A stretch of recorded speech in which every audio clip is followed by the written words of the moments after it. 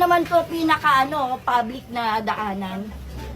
Ma'am, Dapat po meron po talagang abiso. ma'am, bakit po ano po yung sinasabi niyo? Ganito po.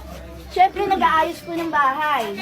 Naghahalo lang. Eto lang naman sa gilid. Hindi naman nakapublic na ano yan. Titikitan. Dapat po magkaroon po kayo ng abiso. Dahil daw po saan, ma'am? Bakit po titikitan? Nakahubad daw po. Okay. Siyempre maghahalo ka. Sa sobrang init ngayon. Kaya ito lang naman po yung bahay namin. Sino ang nakahubad? Si Johnny. Oh. Kasi siyempre nagkakalo mainit. Ma'am, ano pong binigay sa inyo? Wala. Ayan, ticket po. Ano daw po gagawin lang sa ticket? Siyempre, babayaran namin yan doon sa munisipyo. Alam niyo naman kung magkano po. Hindi po namin alam kung wala nga pong abiso. Dapat po may abiso, di ba? First offense, second offense, third offense. Dapat may ganun o kaya may warning.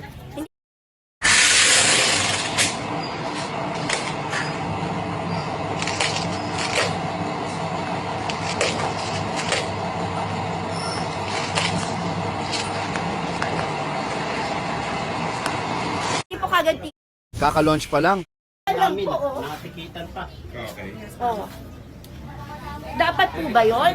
Dapat nagpapabiso sila. O, bawal din sa mga iskinita nyo na maghubad. Alam po namin, bawal uminom. Bawal bawal yung mga Para lang curfew. hindi matikitan. Pero yung eto lang po yung bahay namin. Oh. Eto lang po. Oh. Di ang ibig pa sabihin, pag nandito ka na nakahubad, bawal na?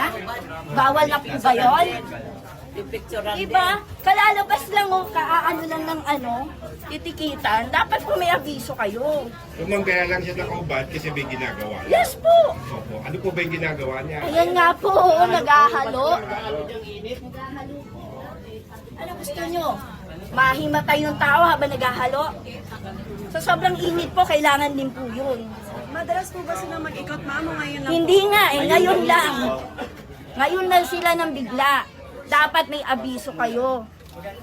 Hindi yung bigla, hindi yung bigla kayong umaano. Natikitan na eh. Papaliwanag ka pa. Ay natural.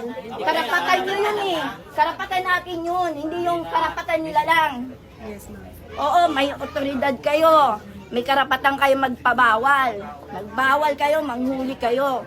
Pero sir, eto lang oh, hindi pa po kitang-kita sa public. Ayan lang, nasa gilid lang. Eto lang